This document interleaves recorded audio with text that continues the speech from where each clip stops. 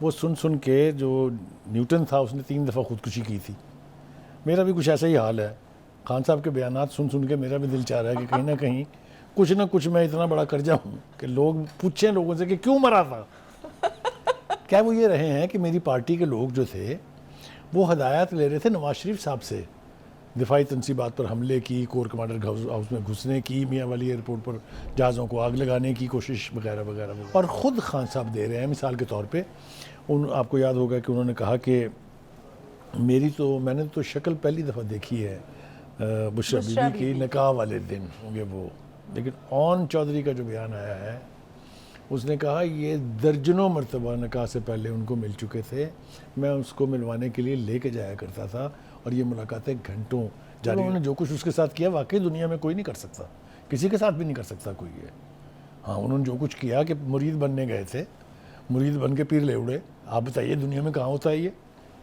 وہ ہم نے نا ایک کامک ویڈیو دیکھی تھی جس میں پنجابی فلموں کے جو ڈائلاگ ہیں وہ سن کے جو نیوٹن تھا اس نے 3 دفعہ خودکشی کی تھی. میرا بھی کچھ ایسا ہی حال ہے. خان صاحب کے بیانات سن کے میرا بھی دل چاہ رہا ہے کہ کہیں نہ کہیں کچھ نہ کچھ میں اتنا بڑا کر جاؤں کہ لوگ پوچھیں لوگوں سے کہ کیوں مرا تھا.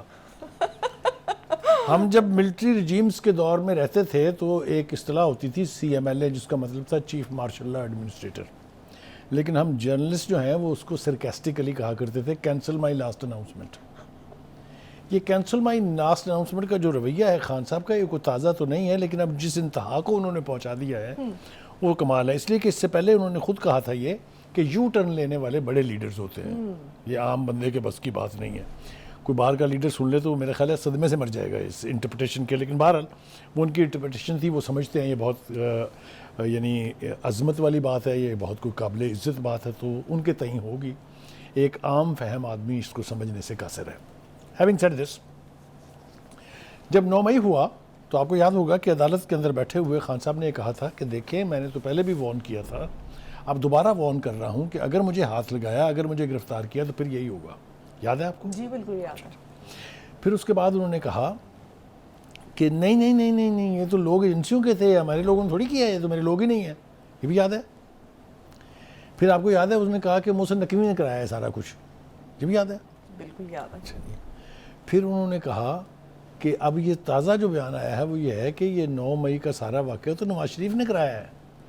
کیا وہ یہ رہے ہیں کہ میری پارٹی کے لوگ جو تھے وہ ہدایات لے رہے تھے نواز شریف صاحب سے دفاعی تنصیبات پر حملے کی, کور کمانڈر ہاؤس میں گھسنے کی, میاں والی ایئرپورٹ پر جہازوں کو آگ لگانے کی کوشش وغیرہ وغیرہ وغیرہ.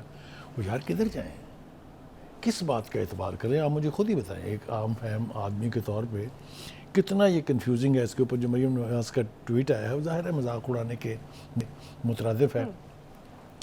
اور یہ بات یہاں پر ہی ختم نہیں ہے, ایسے بیانات جاری ہو رہے ہیں اور خود خان صاحب دے رہے ہیں. مثال کے طور پہ آپ کو یاد ہوگا کہ انہوں نے کہا کہ میں نے تو شکل پہلی دفعہ دیکھی ہے بشرا بی بی کی نکاح والے دن.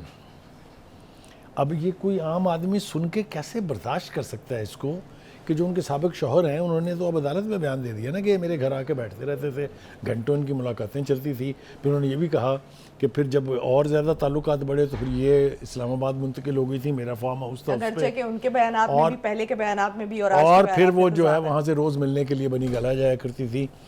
مگر اس سب کچھ بھی چھوڑ دیں, جھوٹ بول رہے ہوں گے وہ.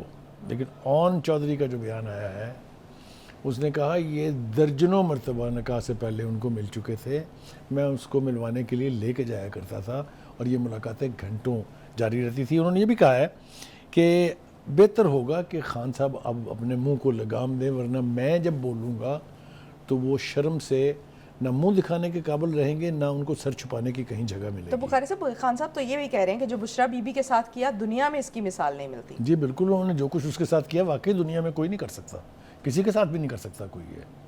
ہاں انہوں نے جو کچھ کیا کہ مرید بننے گئے تھے, مرید بن کے پیر لے اڑے. آپ بتائیے دنیا میں کہاں ہوتا ہے یہ, کون سا پیر کرے گا یہ؟